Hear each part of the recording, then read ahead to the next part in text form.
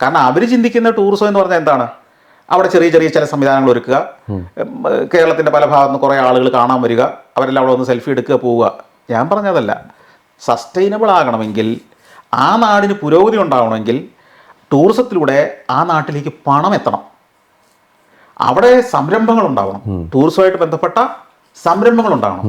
അവിടെ ഒരു സംരംഭം ഉണ്ടാകുന്ന, ഇപ്പോൾ ഉദാഹരണം പറഞ്ഞാൽ ഒരു രാത്രിക്ക് 750 രൂപ മുറിവാടകയുള്ള 20 മുറികളുമായിട്ട് അവിടെ ഒരു റിസോർട്ട് ആരംഭിച്ചെന്നിരിക്കട്ടെ.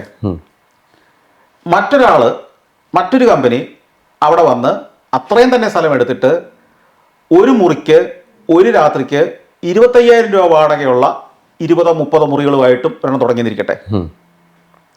നമ്മൾ സാധാരണക്കാരൻ്റെ ആംഗിളിൽ ചിന്തിച്ചാൽ ഇതിൽ ഏതായിരിക്കും നല്ലത്? സാധാരണക്കാരൻ്റെ ആംഗിളിൽ വില കുറഞ്ഞ ഹോട്ടൽ മുറിയല്ലേ നാട്ടിലെ ടൂറിസത്തിന് നല്ല? പൊതുവെ ഈ ജനകീയമായിട്ട് ചിന്തിക്കുക, ജനകീയമായിട്ട് ചിന്തിക്കുന്നവർ അത് ബിസിനസ് അറിയാത്തതുകൊണ്ട്. ഇതാണ് നമ്മുടെ രാഷ്ട്രീയ നേതാക്കന്മാരുടെ, പ്രാദേശിക പഞ്ചായത്തുകളിലെ മുനിസിപ്പാലിറ്റികളുടെ ഒക്കെ ചിന്ത. സാധാരണക്കാരന് ടൂറിസം കൊടുക്കുന്നതാണ് അവരുടെ മനസ്സിലുള്ള ചിന്ത. അങ്ങനെ സാധാരണക്കാർക്കുള്ള 750 രൂപയുടെ 20 മുറിയായിട്ട് തുടങ്ങുന്ന ഒരുത്തൻ അവിടെ ഒരു റിസോർട്ട് തുടങ്ങിയാൽ അവിടെ നിങ്ങളുടെ മക്കൾക്ക് അവിടെ ഒരു ജോലി കിട്ടുമ്പോൾ ശമ്പളം എത്രയായിരിക്കും കിട്ടുക? എന്നാൽ 25,000 രൂപ മുറിവാടകയുള്ള ഒരു 5 സ്റ്റാർ ഹോട്ടൽ വരുമ്പോൾ നിങ്ങളുടെ മക്കൾ 5 സ്റ്റാർ ഹോട്ടലിലെ എംപ്ലോയി ആയിരിക്കും. അവിടുത്തെ സാലറി അതിനാനുപാതികമായിരിക്കും. അവിടെയാണ് നിങ്ങളുടെ ജീവിത നിലവാരവും നിങ്ങളുടെ മക്കളുടെ ജീവിത നിലവാരവും ഉയരുകയും, എന്നാൽ ലണ്ടന് പോകണ്ട, ഇവിടെ താജ് ഗ്രൂപ്പിന്റെ ഇന്ന ഹോട്ടൽ ഇവിടെ വരാൻ പോകുന്നു, അതിലെനിക്കൊരു ജോലി കിട്ടും, അവിടെ നിൽക്കാൻ തീരുമാനിക്കുന്നത്. ഈ ഒരു വീക്ഷണം ലോക്കൽ രാഷ്ട്രീയക്കാർ മുതലുള്ള സാമാന്യ ജനത്തിൽ വരെ ഉണ്ടാകണം. ഇപ്പോഴും ടൂറിസത്തിൽ ചിന്തിക്കുന്നത് എന്താ? നാട്ടുകാർക്ക് ഫ്രീ ആയിട്ട് വന്ന് കഴിച്ചിട്ട് പോകാൻ പറ്റുന്ന, ഏറ്റവും ചിലവ് ചുരുങ്ങിയ സാധനങ്ങളെല്ലാം കൊടുക്കുന്ന, വെറുതെ വന്ന് കണ്ടിട്ട് പോകാൻ പറ്റുന്ന കുറേ സ്ഥലങ്ങൾ ഒരുക്കി വെച്ചാൽ അത് ടൂറിസം ആയിരുന്ന അല്ല. ടൂറിസം എന്ന് പറയുന്ന ഒരു ഇൻഡസ്ട്രിയാണ്, അതൊരു സാമ്പത്തിക ഇടപാടാണ്. അവിടെ പണം വന്നാൽ മാത്രമേ നമ്മുടെ മക്കൾ, മുമ്പേ പറഞ്ഞ ചോദ്യത്തിന് ഉത്തരവുള്ളൂ. നമ്മുടെ മക്കൾ വിദേശത്ത് പോകാതിരിക്കണമെങ്കിൽ അവൻ ഈ 750 രൂപയുടെ മുറിവാടകയുള്ള ലോഡ്ജിന്റെ നിലവാരത്തിലുള്ളടത്ത് പണിക്ക് നിൽക്കില്ല. അവനത് നാണക്കേടാ. അവന് അതിൽ നിന്ന് പരമാവധി കിട്ടാവുന്ന ഒരു 15,000 രൂപ ശമ്പളം, അത് എല്ലാ ദിവസവും ഇല്ല ആയെങ്കിൽ മാത്രം, മറ്റേതല്ല. അപ്പോൾ ആ നിലവാരത്തിലുള്ള അടിസ്ഥാന സൗകര്യങ്ങൾ, ഇൻഫ്രാസ്ട്രക്ചറും വന്നാൽ മാത്രമേ നിങ്ങൾക്ക് ആ നിലവാരത്തിലുള്ള ടൂറിസ്റ്റുകൾ അവിടേക്ക് കിട്ടുള്ളൂ. ആ നിലവാരത്തിലുള്ള ടൂറിസ്റ്റുകൾ വരുമ്പോഴാണ് അവിടെ ആ നിലവാരത്തിൽ പണം അവിടെ സ്പെൻഡ് ചെയ്യപ്പെടുന്നത്, നാട്ടുകാരുടെ കയ്യിലേക്ക് പണം ചെല്ലുന്നത്. ഇതിലേത് വേണം തീരുമാനിക്കാനുള്ള ദീർഘവീക്ഷണം നമ്മുടെ പല പ്രാദേശിക സെൽഫ് ഗവൺമെൻറ്റുകൾക്കും അവിടെ ഭരിക്കുന്നവർക്കും പഞ്ചായത്ത് മെമ്പർമാർക്കും പഞ്ചായത്ത് പ്രസിഡന്റുമാർക്കും ഇല്ല. അവിടെ വോട്ട് കിട്ടാൻ വേണ്ടി നാട്ടുകാർ എത്ര പേര് ഒന്നിച്ചു കൂടുന്നു, അവർ പുറത്തുനിന്ന് പൊതിഞ്ഞു കൊണ്ടിരുന്ന പൈസ ഭക്ഷണമായിട്ട് വരുന്നു, ഒരു 2 കുപ്പി കള്ളുമായിട്ട് വരുന്നു, അവിടെ ഇരുന്ന് കഴിക്കുന്നു, ആ കുപ്പി അവിടെ പൊട്ടിച്ചിട്ടിട്ട് പോകുന്നു, ആ പൊതിഞ്ഞുകൊണ്ട് വന്ന കടലാസോടെ ഇട്ടിട്ട് പോകുന്നു. അതല്ല ഞാൻ പറയുന്ന ടൂറിസം. ലോകത്തിലെ ഏത് ഡെസ്റ്റിനേഷനിലേക്ക് നിങ്ങൾ ചെന്നാൽ, നിങ്ങൾ പീസാ ഗോപുരത്തിന്റെ ചുവട്ടിൽ ചെന്നാൽ ഇറ്റലിക്കാരല്ല അതിലൂടെ നിരം നടക്കുന്ന മുഴുവൻ. ചൈനയുടെ പല സ്ഥലങ്ങളിലേക്ക് ചെന്നാൽ ചൈനയുടെ മറ്റു ഭാഗത്തു നിന്ന് ടൂറിസ്റ്റുകൾ വരുന്നുണ്ടാവാം. നിങ്ങൾ തായ്ലൻഡിലേക്ക് ചെന്നാൽ, മലേഷ്യയിലേക്ക് ചെന്നാൽ, ജെന്റിങ് ഹൈലാൻഡിലേക്ക് ചെന്നാൽ, അല്ലെങ്കിൽ വിയറ്റ്നാമിലെ ബനാഹിൽസിലേക്ക് ചെന്നാൽ വിയറ്റ്നാംകാരല്ല അതിലൂടെ നിറഞ്ഞൊഴുകുന്നത്, അന്യനാട്ടുകാരാ. ഈ അന്യനാട്ടുകാരന്റെ പണം നമ്മുടെ കുടുംബത്തിലേക്ക് വന്നെങ്കിലല്ലേ നമ്മുടെ വീട് അഭിവൃദ്ധിപ്പെടുള്ളൂ. അച്ഛൻ പൈസ എടുത്ത് മകന് കൊടുക്കുകയും മകൻ പൈസ എടുത്ത് അച്ഛൻ്റെ കയ്യിലേക്ക് കൊടുത്തു കഴിഞ്ഞാൽ കുടുംബത്തിന് വളർച്ച ഉണ്ടാവുമോ? ശരിയാണ്. ഈ കേരളത്തിൽ കോവിഡിന് ശേഷം എന്തായാലും റവന്യൂവിലും ഫോറിൻ ടൂറിസ്റ്റുകൾ വരുന്നതിലും വളരെ കുറവുണ്ടായല്ലോ. 2019 ഇതിലോട്ട് ഇതുവരെ ഫോറിൻ എത്തിയിട്ടില്ല. അതെന്താണ് അങ്ങനെ? ഈ ടൂറിസത്തിലെ ഒരു പ്രധാന പ്രശ്നം എന്ന് വെച്ച് കഴിഞ്ഞാൽ ഇതൊരു കണ്ടിന്യൂയിങ് പ്രോസസ്സാണ്. ഇപ്പോൾ ടൂർ കമ്പനി എങ്ങനെയാണ് കേരളത്തിലേക്ക് ടൂറിസ്റ്റുകൾ വരുന്നത്? ഈ ടൂറിസ്റ്റുകൾ വെറുതെ സ്വയം ഇൻ്റർനെറ്റിൽ കയറി കേരളത്തിലേക്ക് പോയേക്കാമെന്ന് വിചാരിച്ച് വിമാന ടിക്കറ്റ് എടുത്ത് വരുന്നത് വളരെ ചെറിയ ശതമാനമേ ഉള്ളൂ. കൂടുതൽ പേരെയും ഏതെങ്കിലും കമ്പനികളാണ് കൊണ്ടുവരുന്നത്. മനസ്സിലായി? ഇപ്പോൾ കേരളത്തിലേക്ക് ടൂറിസ്റ്റുകളെ കൊണ്ടുവരുന്നത് പല ട്രേഡ് ഫെയറുകളുണ്ട്, അതായത് ടൂറിസം ഫെയറുകൾ.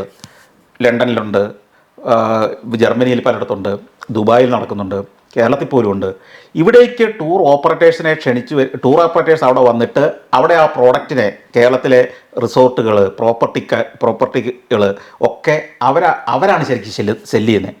അപ്പോൾ അത് അടുത്ത വർഷത്തേക്ക്, അടുത്ത സീസണിലേക്കൊക്കെ ഇങ്ങനെ സെല്ല് ചെയ്ത് അവിടുത്തെ ടൂർ ഓപ്പറേറ്റേഴ്സാണ് ഇവിടേക്ക് ആളെ കൊണ്ടുവരുന്നത്.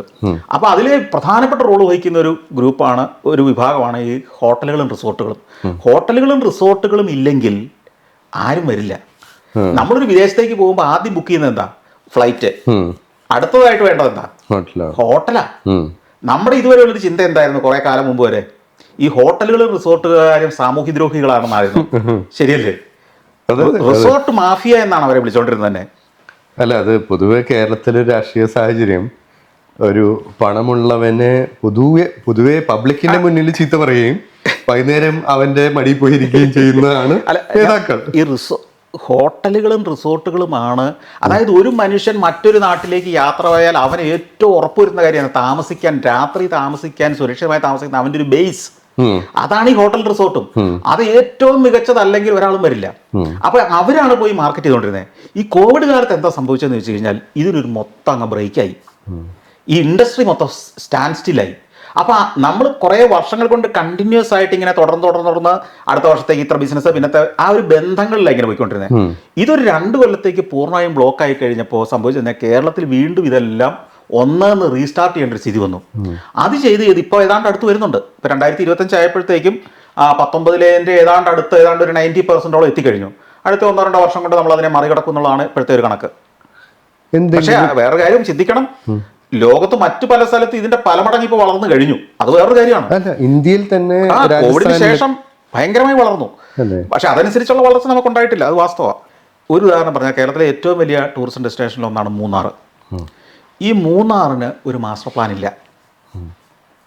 അതായത് മൂന്നാർ, നിങ്ങൾ ഇപ്പോൾ ലോകത്ത് ഹിൽ സ്റ്റേഷനുകൾ എങ്ങനെയാണ് ഏറ്റവും ഭംഗിയായി പ്രകൃതിക്ക് വലിയ ആഘാതം ഉണ്ടാക്കാതെ എന്നാൽ അതിൻ്റെ മാക്സിമം പൊട്ടൻഷ്യലെ യൂസ് ചെയ്യുന്ന രീതിയിൽ പ്രയോജനപ്പെടുത്തുന്നതിനുള്ള മാതൃകകളുണ്ട്. അതിൽ ഏറ്റവും നല്ല മാതൃകകളിലൊന്ന് വിയറ്റ്നാമിലെ ബനാ ഹിൽസ് എന്ന് പറയുന്ന ഒരു സ്റ്റേഷനാണ്. മറ്റൊന്ന് മലേഷ്യയിലെ ജെന്നിങ് ഹൈലാൻഡാണ്. ഇങ്ങനെ പല സ്ഥലങ്ങളുണ്ട്. അങ്ങനെ മലമുകളിലേക്കുള്ള ഇത്തരം സ്ഥലങ്ങളിലെ എല്ലാ ഘട്ടവും വരുമാനമുണ്ടാക്കുന്ന ഒരു പ്രോസസ്സിലൂടെ വേണം കടന്നു പോകാൻ. അതായത് ടൂറിസം എന്ന് പറഞ്ഞാൽ വരുമാനം ഉണ്ടാക്കാനുള്ളതാണ്, തൊഴിൽ കൊടുക്കാൻ വേണ്ടിയുള്ളതാണ്. ഈ വരുമാനം ഉണ്ടായെങ്കിലേ തൊഴിൽ കൊടുക്കാൻ പറ്റുള്ളൂ. ഈ തൊഴിലിൽ കൃത്യമായ പ്രതിഫലം, നല്ല പ്രതിഫലം ഉണ്ടെങ്കിൽ അവിടെ ആളുകൾ നിൽക്കുകയുള്ളൂ. അങ്ങനത്തെ പ്രതിഫലം ഉണ്ടായെങ്കിൽ മാത്രമേ ഈ പുറത്തേക്കുള്ള ഒഴുക്ക് നിർത്തി നമ്മുടെ ആളുകൾ ഇവിടെ പിടിച്ചു നിർത്താൻ പറ്റുള്ളൂ. ഗ്രാമീണർക്ക് വരെ ഇതിൻ്റെ പ്രതിഫലം, വരുമാനം, ടൂറിസത്തിൻ്റെ ഷെയർ കിട്ടുന്ന ഒരു സംവിധാനം രൂപപ്പെടണം. ഈ റെസ്പോൺസിബിൾ ടൂറിസം എന്ന് പറഞ്ഞൊരു സംവിധാനം വളരെ എഫക്റ്റീവായിട്ട് വളർന്നു വന്നിട്ടുണ്ട്. പക്ഷേ അതുകൊണ്ട് മാത്രമായില്ല.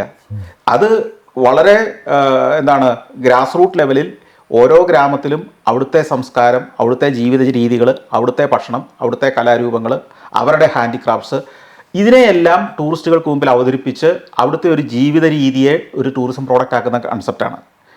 ഇതോടൊപ്പം തന്നെ ഞാൻ പറഞ്ഞല്ലോ, എൻ്റർടൈൻമെൻറ്റിൻ്റെ സാധ്യതകൾ. ഇപ്പം നമ്മൾ ഒരു വിദേശ രാജ്യത്ത് ചെന്നാൽ എന്തൊക്കെ പ്രതീക്ഷിക്കും എന്നതുപോലെ മറ്റു നാടുകളിൽ നിന്ന് വരുന്ന ടൂറിസ്റ്റുകൾ ഇവിടെ വരുമ്പോൾ എന്തൊക്കെ നമുക്ക് അവർക്ക് കൊടുക്കാം. കൊടുക്കുന്ന എന്തിനാ? അതിൽ നമുക്ക് വരുമാനം ഉണ്ടാവണം, പണം ഉണ്ടാവണം. അതിനെന്തൊക്കെ ഫെസിലിറ്റികൾ നമുക്ക് ഇവിടെ ഉണ്ടാക്കേണ്ടതുണ്ട്. ഇതിന് ഉള്ളൊരു കൃത്യമായ അടിസ്ഥാന ഒരു മാസ്റ്റർ പ്ലാൻ ഉണ്ടാക്കണം. ഉദാഹരണത്തിന് മൂന്നാറിലേക്ക് പോകുമ്പോൾ നമ്മൾ എങ്ങനെയാണ് പോകേണ്ടത്? ഇവിടുന്ന് വരുന്ന എല്ലാ കാറുകളും വാഹനങ്ങളും മൂന്നാറിലേക്ക് അങ്ങ് പോവുകയാണോ ചെയ്യേണ്ടത്?